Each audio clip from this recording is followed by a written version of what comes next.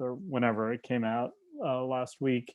And so the item here is to discuss, there's a lot to read. We put some of those documents up on our website, but I'm realizing the DOJ document isn't up. We should probably get all of them up.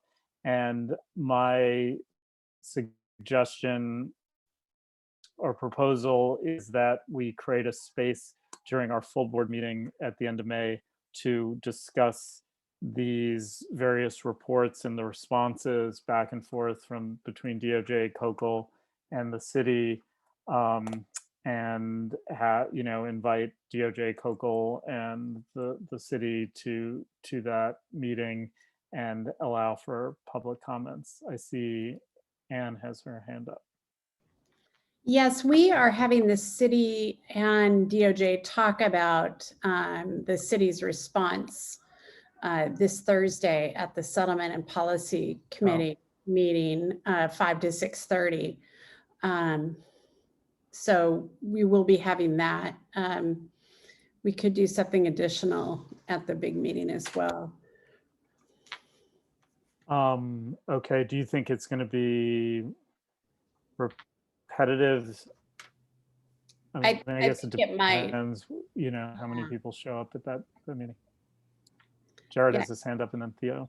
It might be repetitive. Jared? Yeah, I was just going to say, thank you, Elliot. I was just going to say that at the Thursday meeting, the Department of Justice isn't going to have much to share. I know on the agenda we've been given 20 minutes, but we're still evaluating the city's 40-page response. But I do know that both amicus groups, the Mental Health Alliance and the Albina Ministerial Alliance Coalition for Justice and Police Reform, are planning to be there at the Thursday meeting, and we're going to cede our time to them. I know the Mental Health Alliance has asked to make a 15-minute presentation. I know Dr. Haynes and AMAC's lawyer, Ashley Albies, is going to be at the meeting, and they're going to want to speak. Daryl Turner is also going to be there representing the union, and Heidi Brown will be there representing the city, and they might have more to say.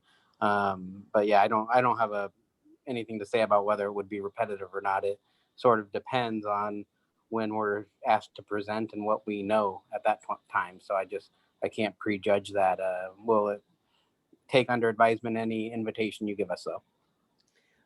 Thank you for that. Thanks for that, Jared. Yeah, I did see that those members did want to speak, and thanks for giving me a heads up that you're going to give them some of your time. That's great. Thank you. Theo?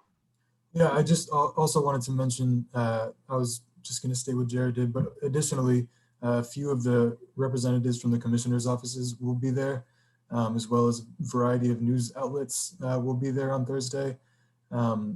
And additionally, a flyer has been sent out to everybody on the listserv. So it should be I anticipate a relatively well-attended meeting this Thursday.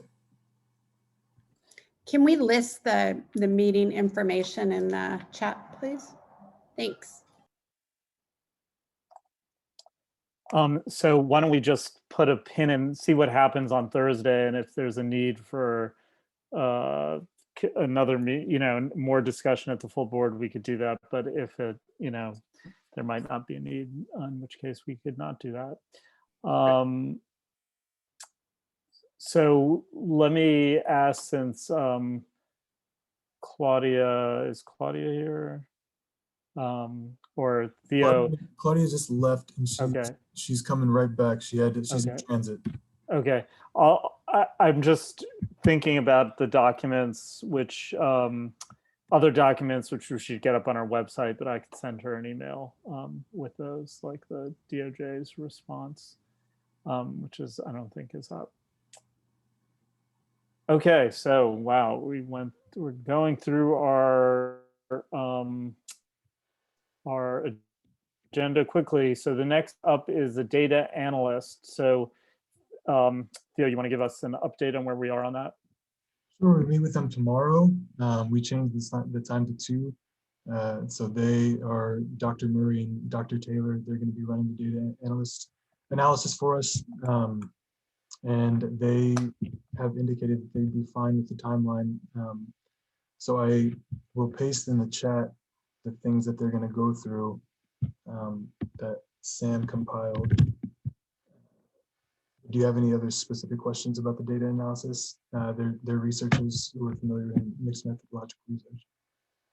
No, I mean, I think, we'll have that meeting and get them going on that. My other question about the data analyst was we had talked since the fall about having someone analyze the FDCR reports, which we finally received. Yeah. And I know that there's a question about the budget cycle and whether there's money in this budget cycle and whether that contracting needs to happen. So is that something we could get them to do after they finish this other thing, and it'll require a new contract? It certainly is. We could also open the contract to solicit more vendors. I know that the steering committee has indicated that they'd like to explore other analysts as well. So we certainly want to give space for that to happen. But if y'all are comfortable with the work that's provided by Dr. Murray and Dr. Taylor, then we can stick with them and create a new contract. That one's quickly. We're not time constrained by the FDCRs as much as we are by the work of the Corps Patrol. So I would say nothing should oversee. We should always have this report. The report for the Corps Patrol matters more than any of the other pieces. We can do the FDCR post-May even, and do it with. And we can, based on how they do on the first report, maybe just hire them again or go do a different one. But I think we should just work under the impression that we need someone to do the FDCR, but making that happen by beginning of June. For context, FDCR force, don't remember the acronym. It stands for the use of force reports. Data collection reports. Yeah, I mean, the only question about the timing that I had was about the budget cycle and whether there was money that was going to disappear if we didn't contract it by the end of May. Is that? I don't roll over into miscellaneous, but we still have $10,000 that we can allocate to another entity for that funding.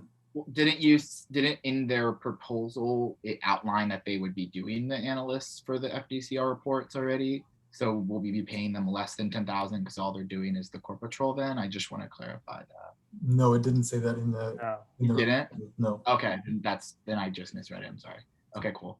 So we'll just deal with that matter then post. But could we make sure that everything?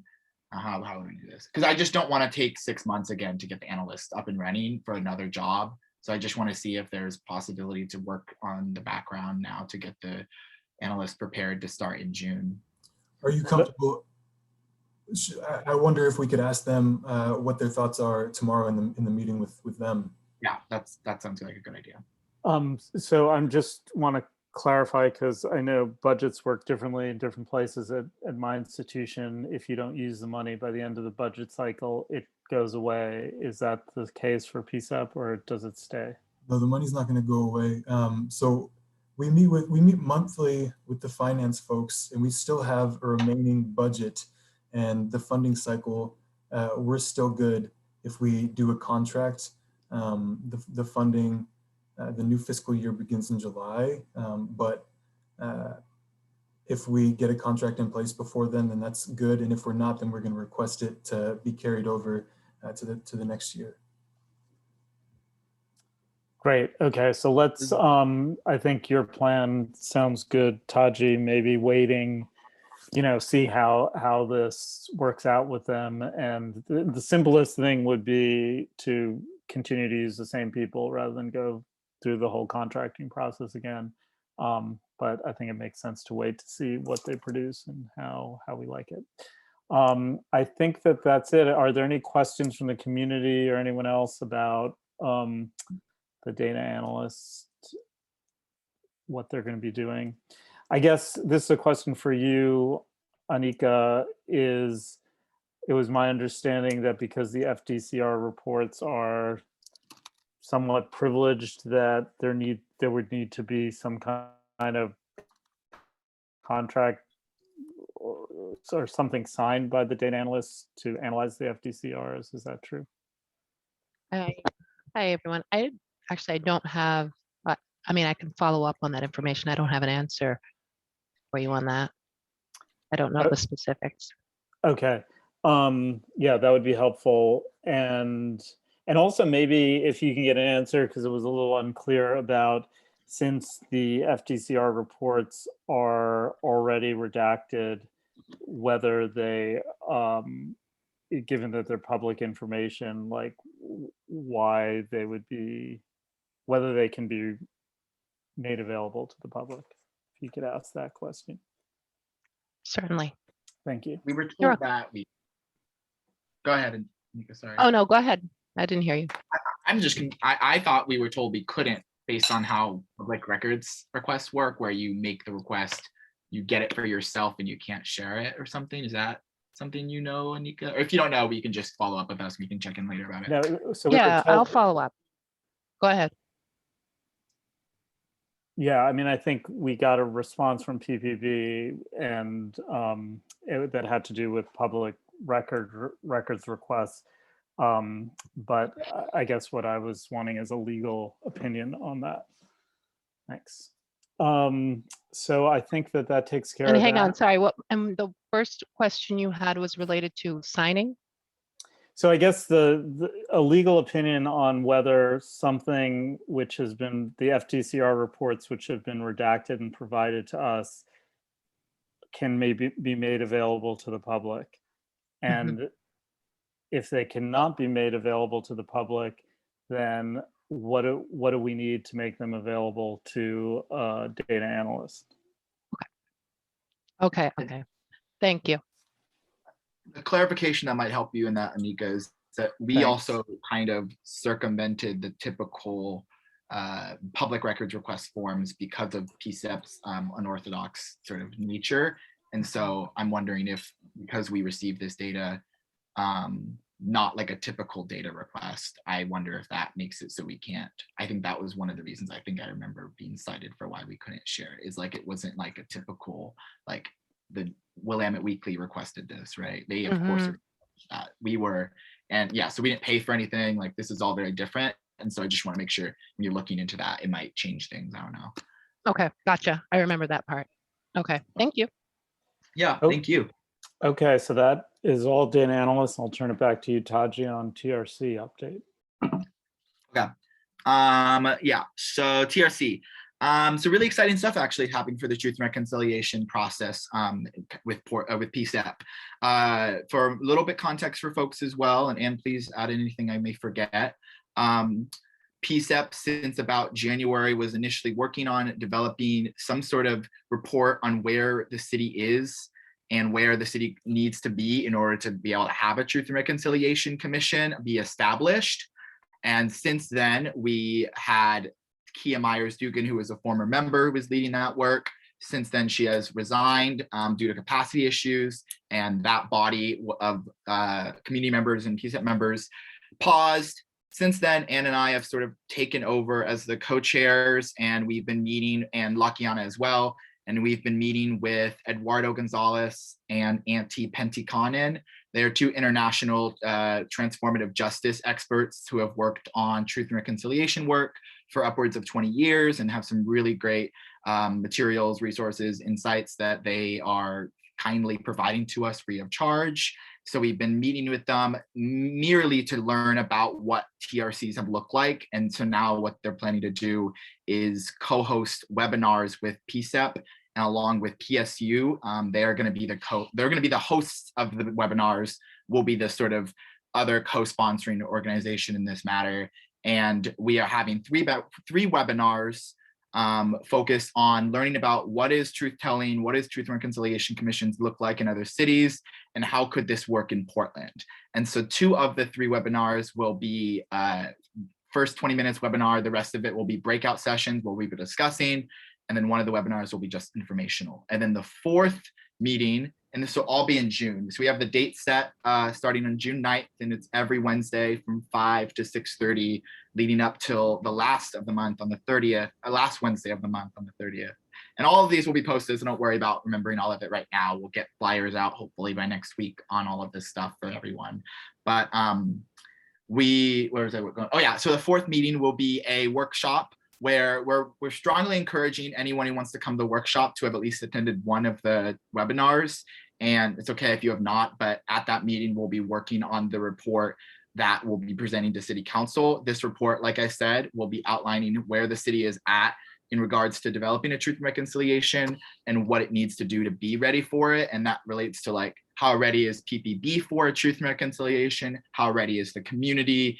And another stipulation, but just another piece to that is the focus has been determined to simply be the relationship between the policing and police brutality to communities of color, and how do you reconcile that harm in order to move towards better working together, better future community engagement efforts. I think when you talk about truth and reconciliation, I think this will really get to the root of how the community has been affected or not by policing. And I think this sort of planning committee, exploratory committee of folks who come to this workshop and help put this together will be really, really beneficial, and hopefully build enough momentum to get the city to want to start working on this sooner rather than later.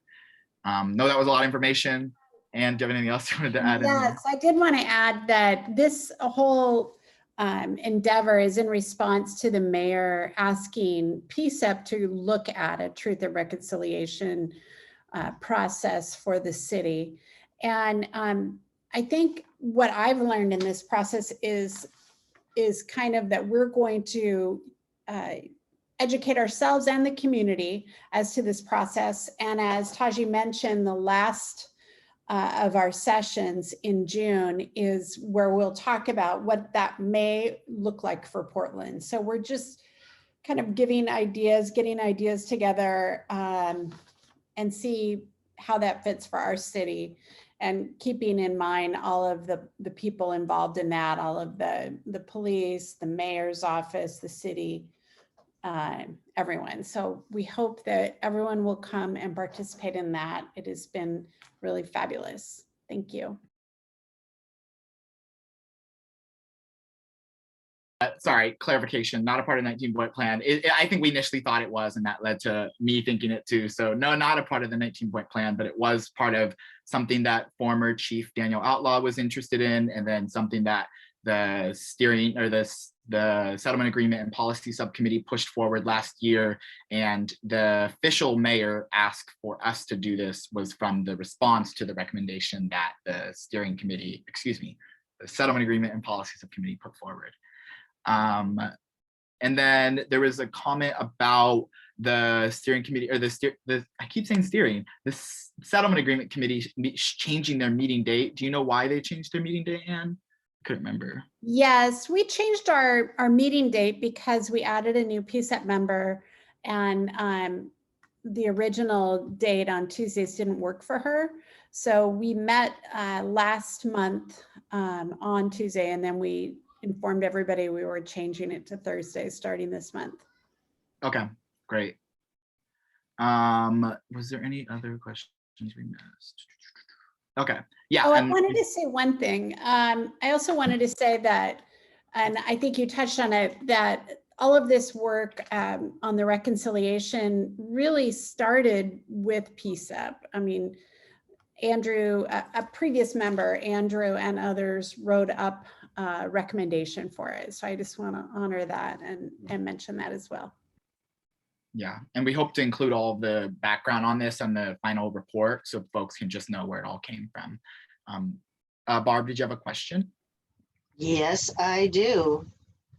Couple of them, actually. Are you guys paying for the webinars? And No. do you have a way to record them or have information for people that can't make it to them? Absolutely. They'll be all recorded, uploaded to PCC's YouTube, and we might just have Theo or Claudia link that to our site instead, because we want it to be co-led with PSU, not PCC, PSU. And so they're going to be the hosts of the literal like Zoom and everything. And PCCEP honestly might take like a more participation seat when we get to the meeting, because Eduardo and them will be the main facilitators. Okay. Yeah. Thank you. Yeah, no problem. Cool. Any other questions, comments? about anything TRC related. I don't know if we have emphasized this enough, but all the webinars are really all about education and awareness and building coalition behind this work. And so we're trying to get as many folks engaged in any of the webinars as possible. Who is the target? Yeah, so the target audience is really as many community members who are really interested and already invested in community policing efforts or engaging in conversations on policing or have had past trauma with policing. There's all of those experiences are very fruitful for, yeah, really everyone's the target audience. The more people who are engaged and interested in wanting to be involved in TRC work, the more chances we'll have the city pressure enough to get this to continue to move forward. Hopefully this year, if the timeline works out, we could have them give it money for this in the fall bump and begin to start planning by then. So we'll see if all of that works out, but that's the goal. I guess I would say that's my internal goal. I don't know if how that'll work out. Our only goal is to make this report. So we don't have to worry about, we don't have to, we want to worry about if they'll do it past that, but our mandate is to really get this, tell them where they need to go and for them to take that seriously and want to provide the funding to make it work and bring the people who need to be at the table there. And lastly, we're presenting this, our findings to the city council and the mayor. That is our ultimate goal. And it's information that we receive from everyone. So we hope everyone comes.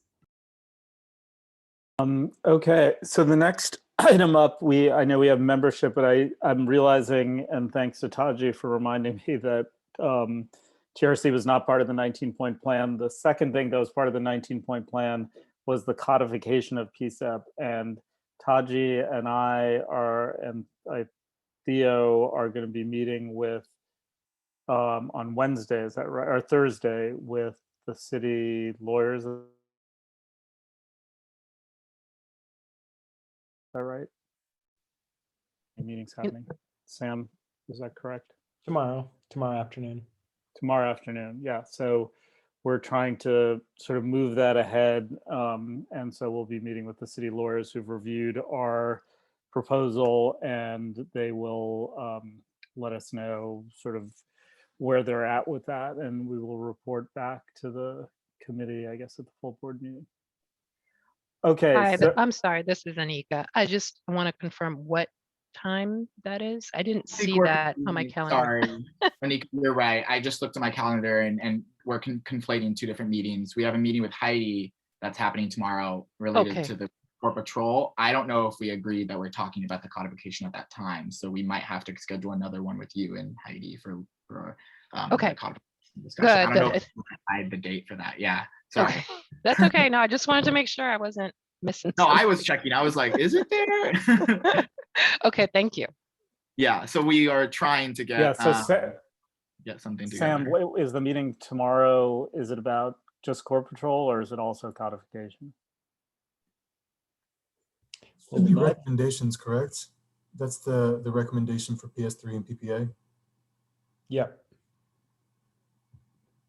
Yeah, so we have to, I don't know if maybe I was the last one to, I don't know who last responded to that email chain, but we just need to clarify a date for the codification discussion, but hopefully in before the May meeting, if we can maybe bring it up as an agenda item to discuss, but we'll see. Barb, oh, no longer. Okay, Barb.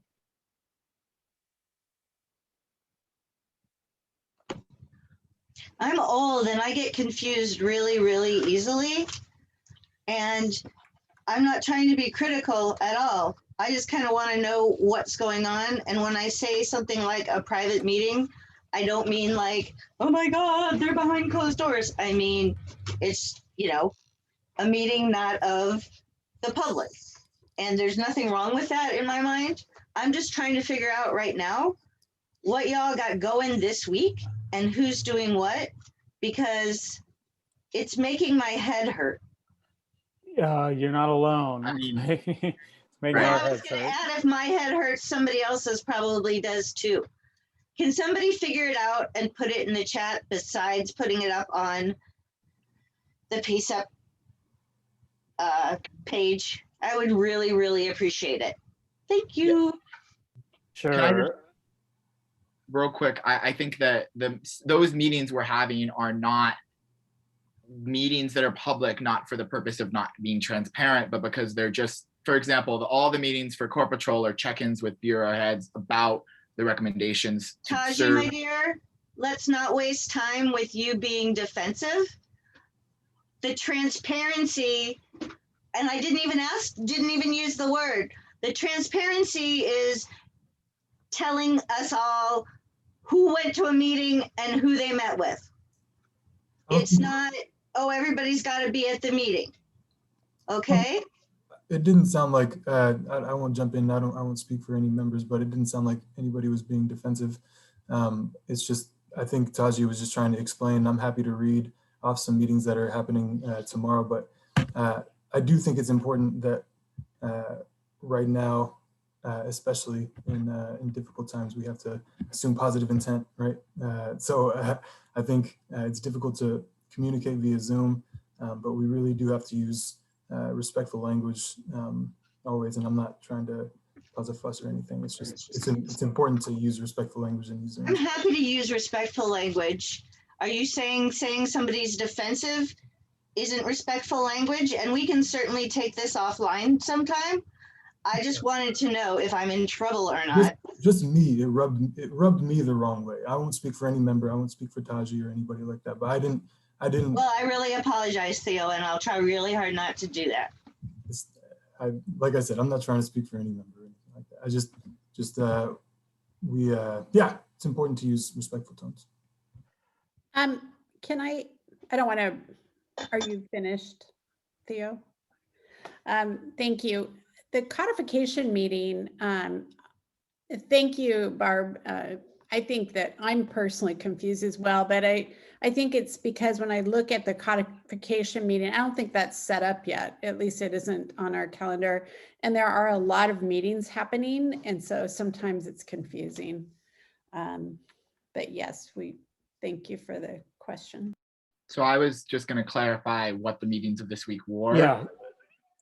If folks are interested, like I said, we're having those meetings with bureau heads to get information or insights from them, as you know, they know what's going on in their bureau, they know what their strategic plans are, and so if they're aligning with our recommendations, that's really good to know and something we can bring to the work session. So it's those sorts of information. It's not really any, like, unless the bureau was like, oh well, we hate this recommendation, we don't want this to exist, or we think it wouldn't be conducive to our work, that would be something we obviously would raise to the work session and to the rest of the people who are helping plan on this and edit this. And the rest of the other meeting that is happening is related also to Core Patrol with Heidi. Like I mentioned at our last work session, we are trying to make sure all of our recommendations are legally tip-top in shape. And so that's what we're clarifying and trying to workshop through tomorrow. We were just running into an issue with union contracts and trying not to impede or step on those. So we're trying to very clearly and collaboratively get to some solutions for the recommendations.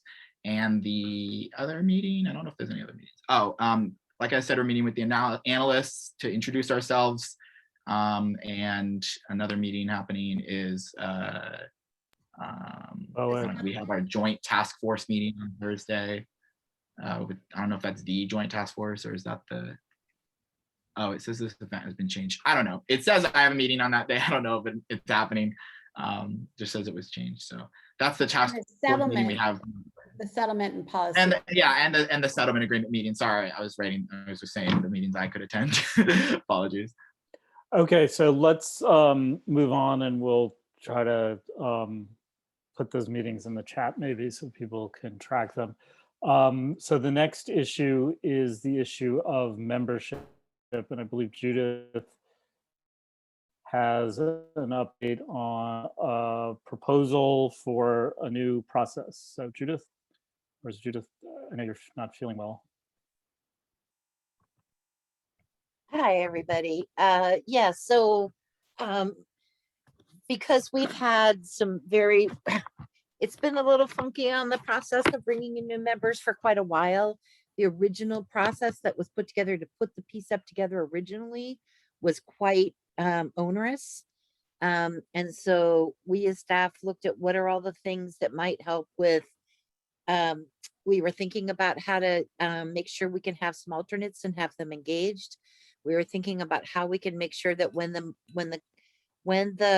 choices are being made for membership, that they're being made based on what will make the most diverse, PCEP, instead of just like a personality thing. They're made on being more trauma informed and not having people have to be rejected publicly as their first start off with us. And what we have proposed is that the process would be, when we get an application, we'll reach out to the applicant and recommend that they attend 2 meetings, a subcommittee meeting and a general meeting, because we've had people apply that have never been or watched a meeting. So we think they should know what that's about. And then if they're still interested, we will periodically, either as the need arises because there are seats open and we need alternates, or if we just, maybe we'll just do it like twice a year if there's for regular, but to be able to just have an interview, we would have an interview panel that would consist of a couple of PCEP to 2 PCEP members. We would invite the amici groups to come to send representation. We would have at-large community representative, and I'm sorry, don't have it up right in front of me. Let me grab it. And I'm sorry that it took, this long to get it up. Can I share the screen? That be okay with everybody? Sure. Okay, it says it disabled. Claudia, can you make me co-host? Is Claudia back? I Yeah. think you are co-host now. Okay, thank you. All right.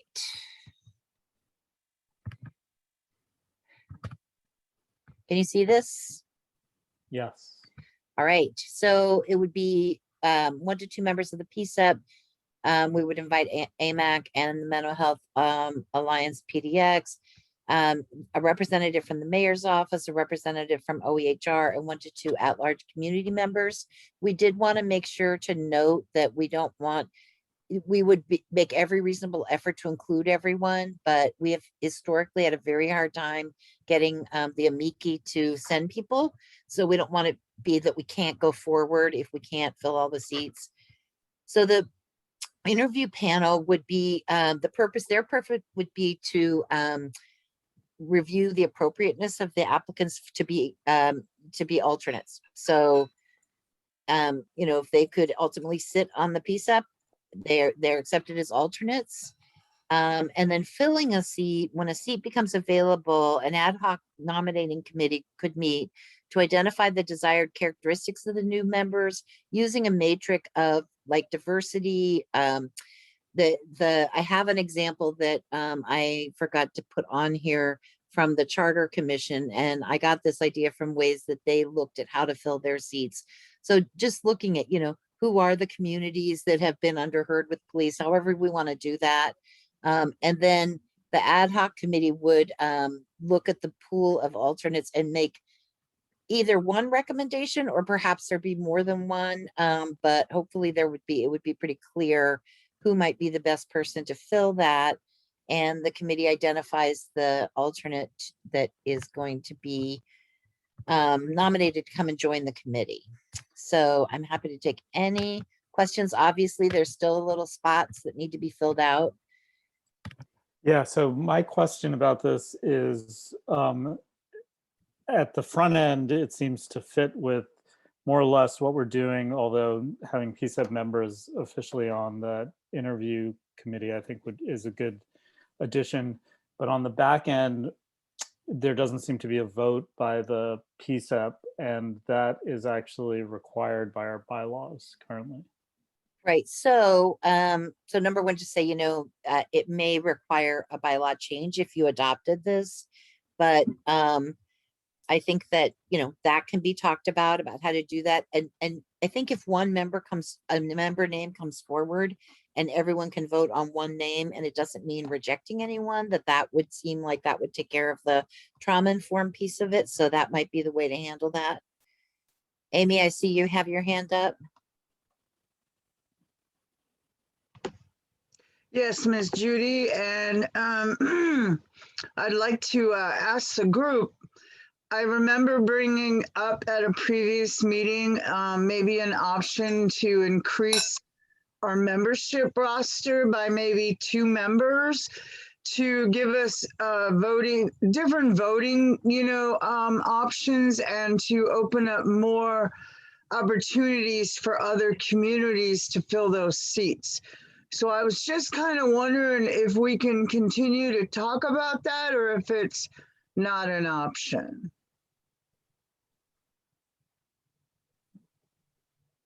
I think one of the big things that would. What? Sorry. I was just going to say really quickly, and I don't know if you were going to agree, but that one of the things that would actually impede on is not just this, but also the codification of PCCEP, I would think, which is then something we have to just discuss. And I don't know if it would be difficult. I'm in favor of it as well. I think it would be great to have 15 seats. Obviously, we can't vote on that today, but Anika, could you opine on whether or not, if all it would require is just us saying we wanted and voting on that to then change it, or if it would complicate the codification to increase numbers? Well, at this point, I'm not sure that would affect, I don't think it would affect in terms of codification, Okay. like what would be in city code itself. I think this, in terms of city code, it's a higher level kind of a high level view of what your purpose is. You can get into the weeds of like how members are selected, but it then you would have to change city code every time you wanted to change that process, if that makes sense. So it will probably, what you're proposing, and I don't have the bylaws in front of me. If it requires a bylaw change, then that's something you'll have to discuss. And if it's gonna, and I don't remember offhand because I don't have everything memorized, if it's part of like the selection process of the PCCEP plan itself, I mean, we're looking at that right now. So if you agree with what is being proposed, then that's something we could look at in terms of the PCCEP plan, if that makes sense. My Anika. reasoning is it's really hard to get a lot of folks to attend all the meetings we need votes for. This might increase the opportunity for others to participate in voting for different meetings. So there's 2 or 3 full purpose for adding more members. Yeah, and Amy, thanks for bringing that up. I did discuss that, I believe, with Dr. Webster, my boss, Markeisha, about how we would, what would that process be? And that there was interest in looking at that. Several members have actually mentioned that to me. And one of the things that is a best practice for diversity is not just having sort of one of somebody, right? I mean, currently, Amy, you're the only member on the committee that identifies around lived experience with the behavioral health. And it is really best practice to have several folks from, especially marginalized folks who have been marginalized or underserved.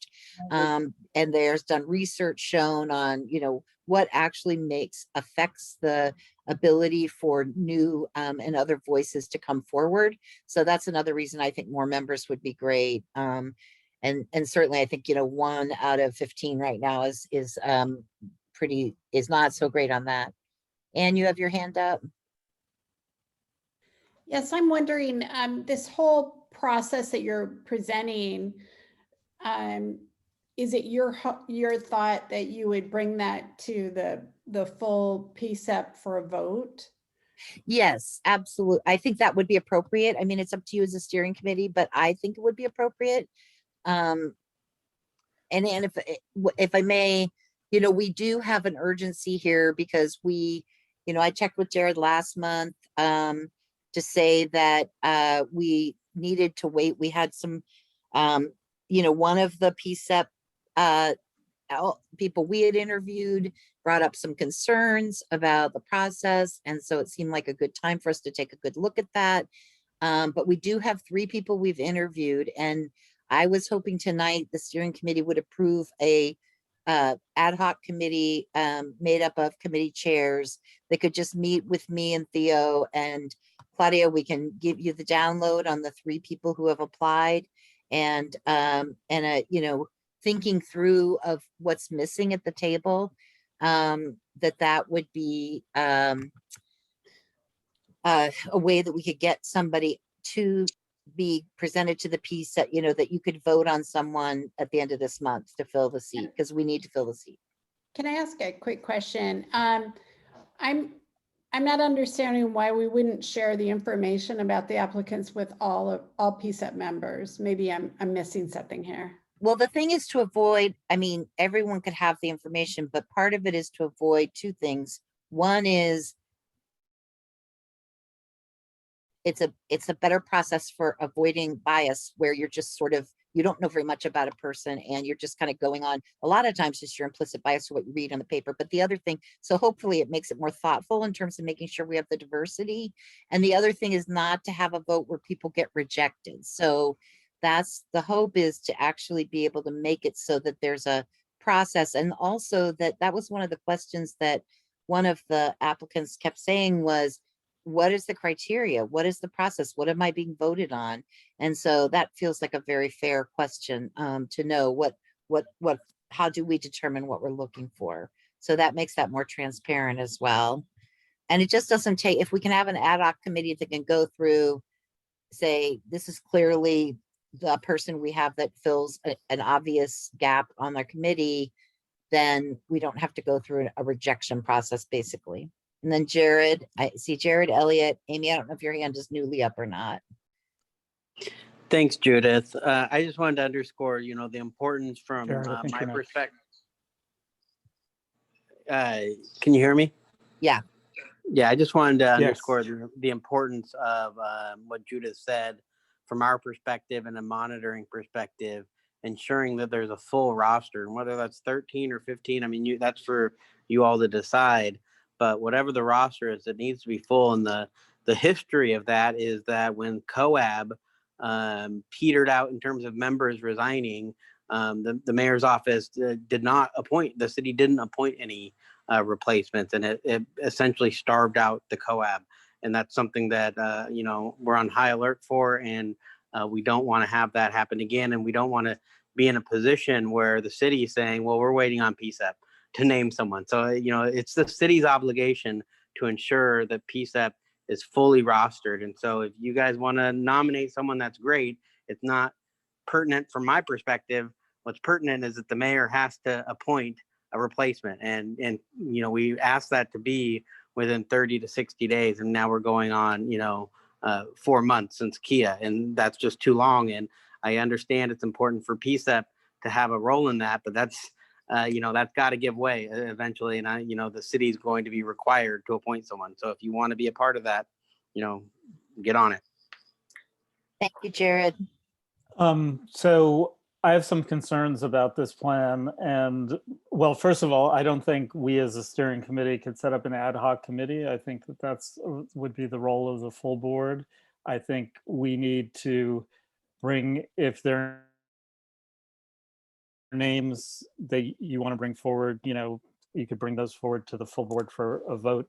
I'm also concerned that it seems like the decision-making process is being taken out of the hands of PCEP as a whole and being put in the hands of this ad hoc group. And I understand the sort of motivation to do that, but I think there's a reason why, you know, there's a vote by all of PCEP. And I think that if people have been voting without sufficient information, then that can be rectified by giving the full board sufficient information, background, the opportunity to talk to the people, et cetera, before the full board meeting. And to avoid the uncomfortableness of voting with them there, you know, they don't need to be at that meeting. I think that, you know, if we don't want to make it into like a popularity or beauty contest, it could just be done based on, you know, the recommendations of and the information that is given. But I think if you just have one person put up, then really that decision is being made before it gets to the full board. And I think that. So Elliot, can I doing run around the intent and the letter of the bylaws. Yeah. So Elliot, couple things. Number one is, thank you for that feedback. Number one is that it is actually in the bylaws that the role of the steering committee is to create subcommittees and to appoint the leadership for them. So that's why we thought you could do that now. I'm talking about I'm talking about the urgency of this now. And it really is not good on a trauma-informed level. I'm sorry, I find it, if we can create, I think it should be based on the criteria of who's not represented on the board. And I researched with other groups how they're doing this. No one in the city makes people come forward and get voted down. So that's that piece. I feel strongly from the perspective of what we do at OEHR in terms of being trauma informed. So I don't think it's about trying to take it out of the board. And if you wanted, the problem is you can't have a meeting for everybody to meet with the candidates without it being a public meeting. Right. I mean, I hear what you're saying, and I also want to avoid like people coming up in public and going through that process of possibly being voted down. But I think that could happen at a full board meeting without those people there. And I also think that I agree with you about the need for the members to represent that diversity. But I think that that's a decision that should be made by the board members. I think, you know, those of us who believe in that should make that argument and make a case for why a particular person fulfills a particular role. But there might be differences of opinion. Say we have someone who's from the community dealing with mental health issues and someone from the Black community. Like, which of those communities should be chosen? It's not a matter, you know, there might be an argument for one or the other. But I do feel like the PCCEP, first of all, it's in the bylaws, but I also think there's like reasoning behind the bylaws why that should be. So in terms of the ad hoc committee, like basically, I think that's how we've been running anyways. I don't think there's a need to, I mean, if the steering committee could try to formalize it, I do think we should bring up that issue to the full board. But well, it's just for right now, Elliot, for the urgency of this one seat. Let me just make that clear. This is not, that part of the, is not a, I mean, I did think that you could have a nominating committee that would go through, that would review everything, and that the whole committee would vote on what the criteria should be. And I don't care as much about that part, but we have to have something for this next meeting. Yeah, that's fine. I mean, whoever, you know. I have a question. I thought that's how we were running already was. I have a question. You, Judith, you said that you want them to go to a full board meeting and another meeting prior to this new process. So that's going to push it out at least another month.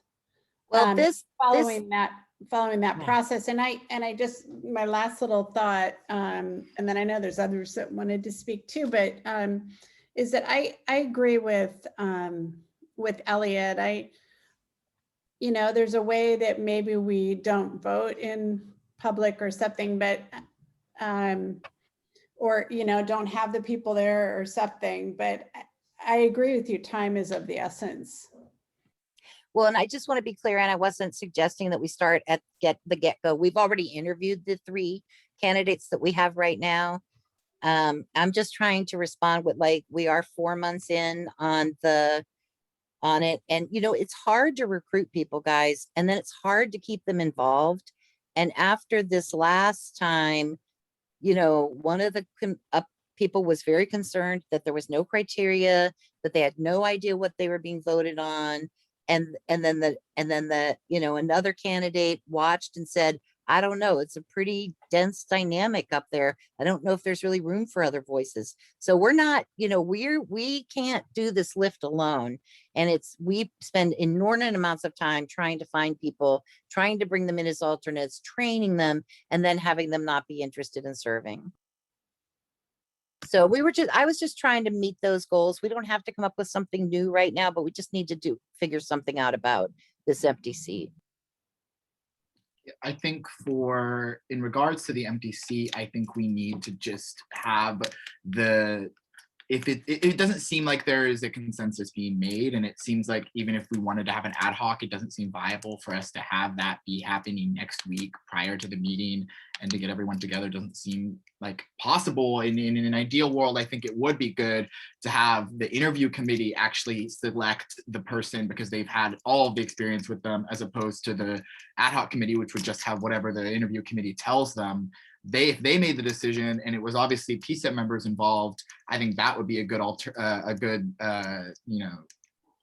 compromise between the two, of like not even to make a new committee, but that interview panel. And this is just for moving forward. For I think for the seat on Monday or whatever, Tuesday of the 25th, I think we just have to get the staff to provide us with comprehensive backgrounds on them so that we could get that beforehand.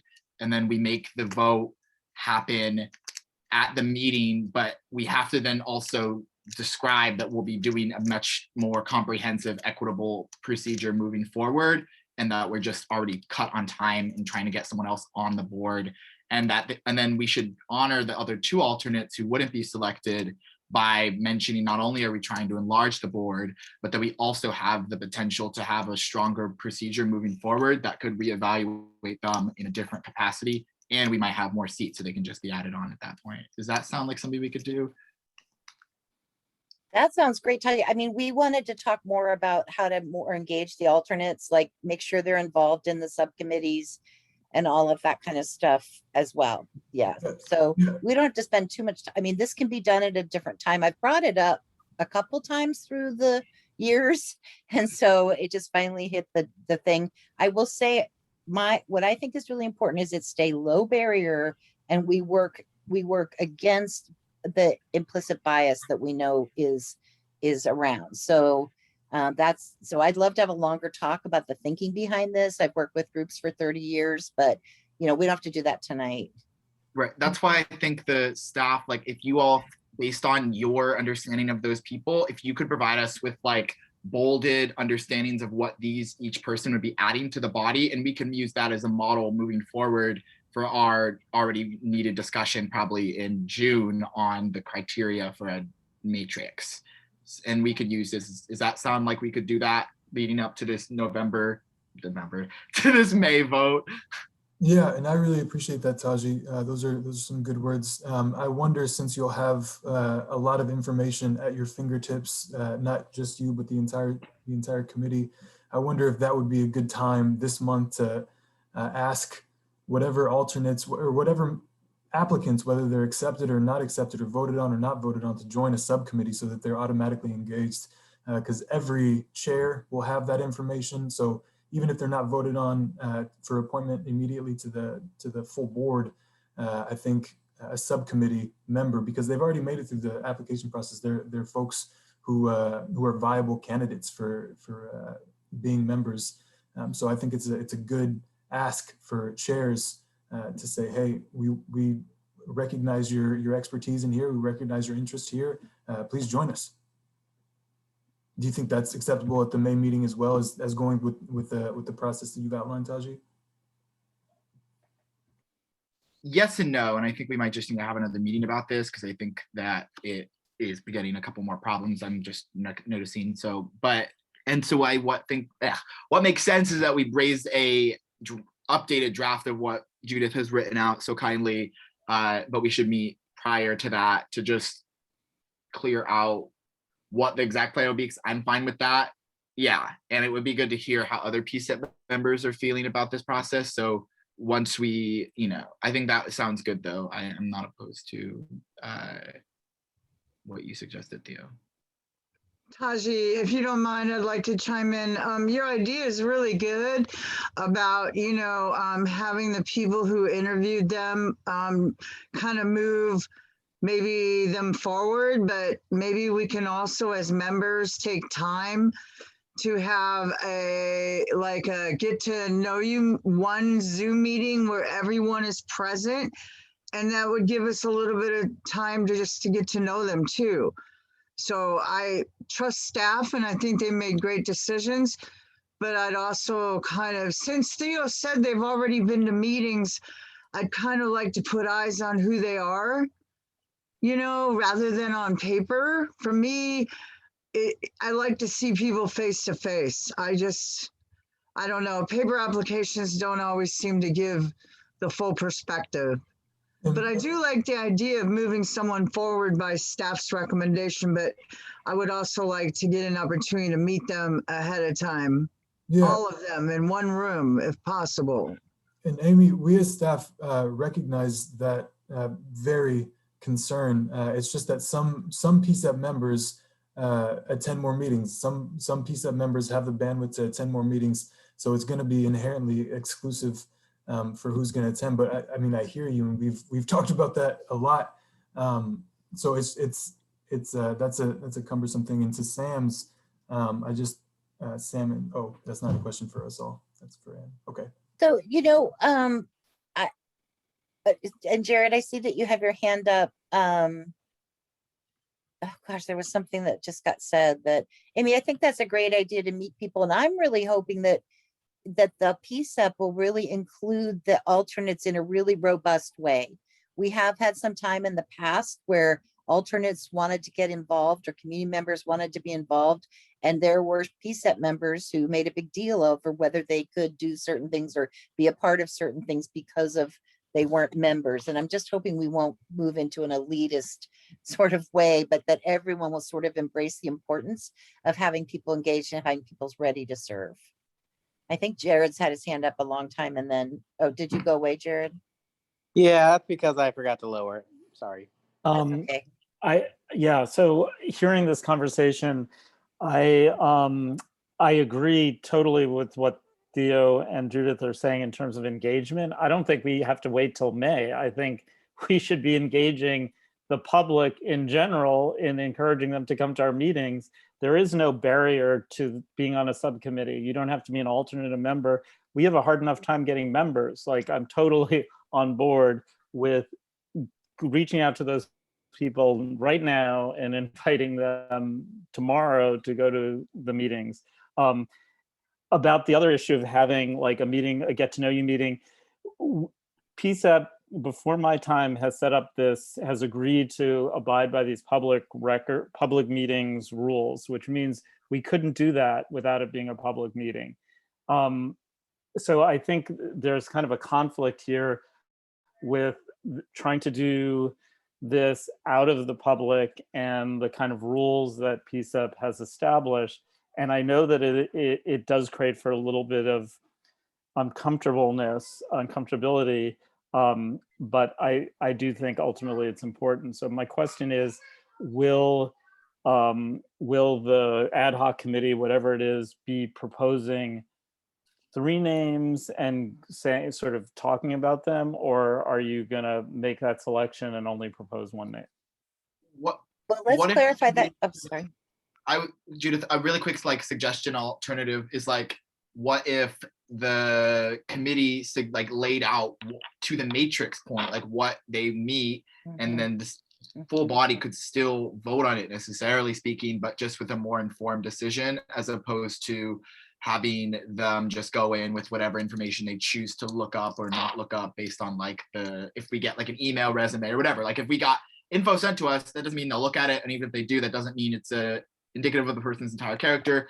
The moving forward, the interview panel, instead of having an ad hoc committee, because I already think there's too much meetings, the interview panel itself could distinguish what each person would bring to the body so that the people could vote informally. Could vote. And originally, yes. And Tasha, can I just say, originally the PCEP members were not voting on the members.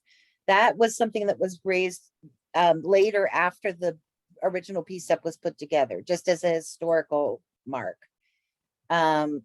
Barb, you've had your hand up. Go.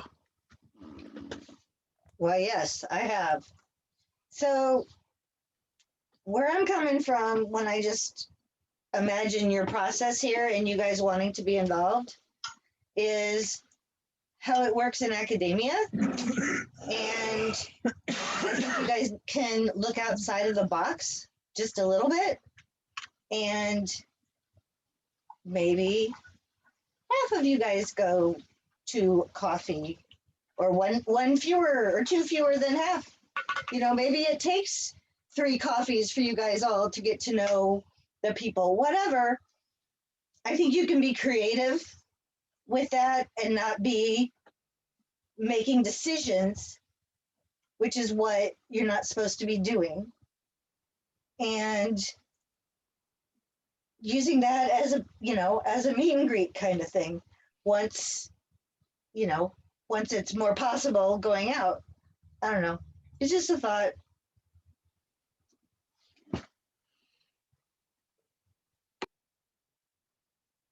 I feel like we have a lot of different issues we are talking about at once. There's the issue of if we should add more members. There's the issue of if we should have an ad hoc or if it should be the interview panel.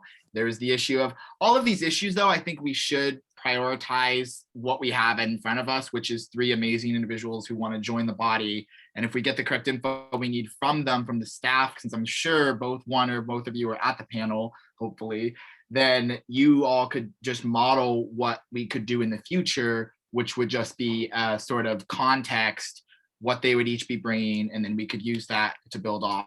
And then in regards to the amount of members, I think we should pin this as a steering committee topic for next month, and we go through and clarify completely and then decide the actual plan, but using this beginning model Judith put together as a foundation. Does that sound like okay? So we don't have to run the time up on back and forth on whether or not things go?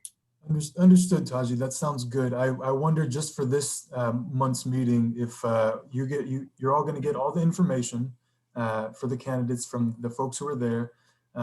Just trying to operationalize this, and then the May meeting comes. Maybe the first agenda item is just a vote without them presenting. They don't present. They don't do any of that. Sorry, my dog's at the door. They don't do any of that. It's just a vote and then moving forward, right? Theo, I'd like to, I'm sorry, but I feel like of the 3 candidates we have, some of them meet the gaps and some don't. So that was one of the things that I was thinking, but also I just have to get back to them. I got to make sure they're all even still interested. So I felt bad. It's been a long wait. Yeah, and I'm not to interrupt, but I'm concerned about, you know, the subjective nature of this. And, you know, I mean, what might be a good candidate to Taji or Elliot, you know, I'm just not sure about that. And I just think, I agree with Elliot, you know, we are public, and as much as we can make the process trauma informed, I agree with, but I think, you know, we need to move on and vote on it hopefully at our full board meeting, vote on adding a new member. Yeah, I That's think we got to figure out how to get the new member in. And I think that this other process needs more work, but it absolutely is. And I would remind people that given people have different levels of barriers that are presented based on their lived experience, and we want people with lived experience. We're asking specifically to have people also who have, you know, understand ways in which their community has felt disengaged from police. So that's going to bring in, you know, people, and I guess, you know, we can bring people in to talk about like what becomes trauma informed and all of that. But I was asked at the last time I brought it up to research the different ways that people do it. I did that. No one does this sort of vote amongst a bunch of choices publicly. And it was not necessary, like I said, that this was maybe part of the reason PCCEP wasn't originally voting, but maybe we just figure out what to do about the next one. And I'll see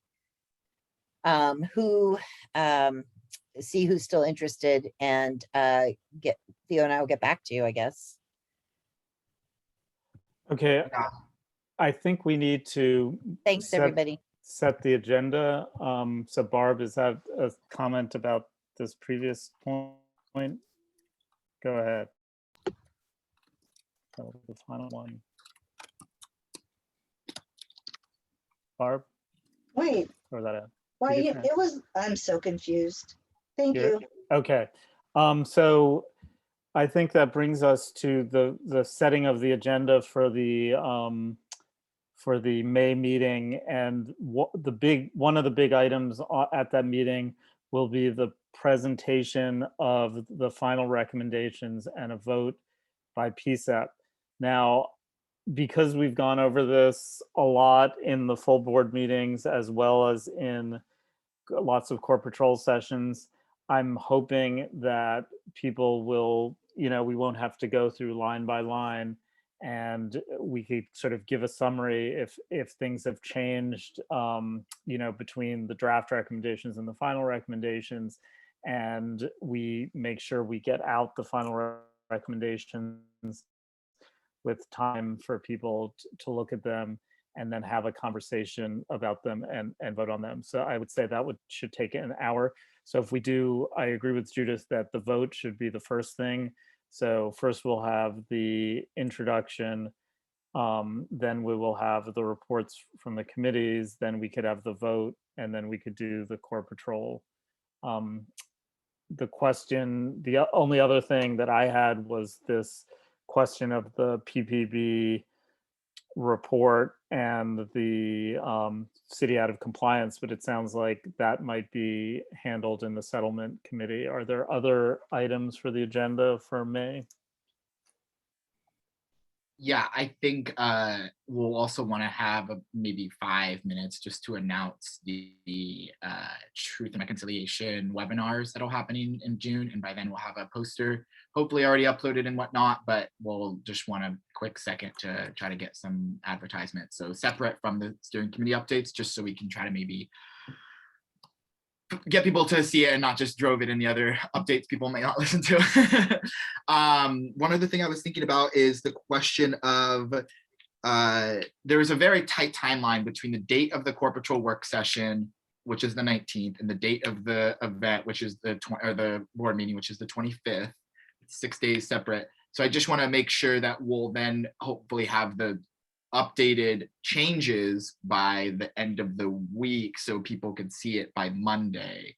I just wanted to clarify that. Does that seem like right? Yeah, I mean, my idea is that we, at that core patrol session on the 19th, finalize what the recommendations are and immediately put them up. So by Thursday, they're up for the community to see and look at. God. And then, the one to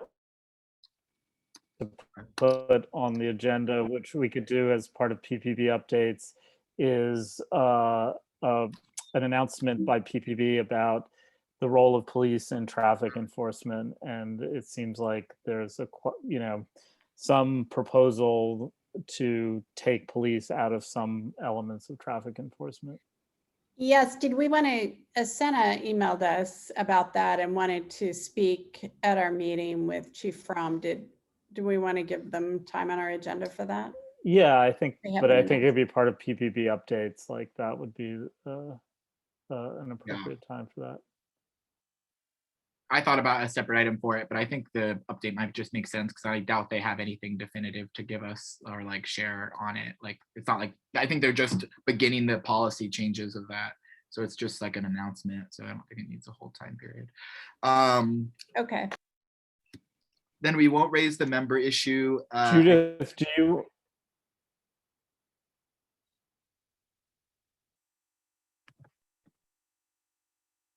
I think you froze. No, I I'm didn't. sorry, did you say my name? Yeah, I was just wondering if you wanted to bring your proposal forward to the full board meeting. I think there were enough questions about the larger proposal that I would actually like to refine it a little more with some help from PCEP members. I just wanted to create a structure to work off of so we could get something rolling. Anne kind of took the lead on the bylaws. I would be happy to set a meeting for all comers, and we could just work through like what might a matrix look like of, all that kind of stuff. And I'd be so happy to do that. I'm on vacation next week, so it would have to be after the next meeting, but I'd like to wait until we had something a little more cooked. I think that there's more agreement. Is that okay? Thank you. Okay. Yeah, that's a good question, Barb, right there in the comments. Do we have an issue we raised or an issue that was raised by Jason from MHA was getting some minutes together now. I think then the PCEP staff agreed that they could take on doing minutes again in a couple months ago. And so we just wanted to know where those are, and if needed, we should probably develop a standardized template for it. I know there's already one in place for agendas, but I suggested a model for a template for meeting notes in an email response to on the topic of meeting notes that I think is fine, but it could be refined, obviously. But one of the big things there is in the meeting notes, in the meeting minutes, it would include some aspects of metrics. So it would just be like who came to the meeting, who was from PBB. Yeah, and I think that the agendas might just stay the same. It might make sense for, yeah, it might just make sense to keep the agenda the same. But do we, I mean, is that a friendly suggested model we could use? Do you want me to find it real quick and paste it in the chat for folks to take a look at? It wasn't very complicated. It might not it actually might not format well in the chat. But once we have it, I don't know, could we have any update from Theo or Claudia about agenda items? I mean, excuse me, minutes and. Yeah, we're just gonna, moving forward, we're just gonna collaborate on all the minutes. A lot of the minutes have fallen to Claudia in the past, and with the amount of meetings that we've had, it's too much for one person. So we're just gonna collaborate going forward on all the minutes.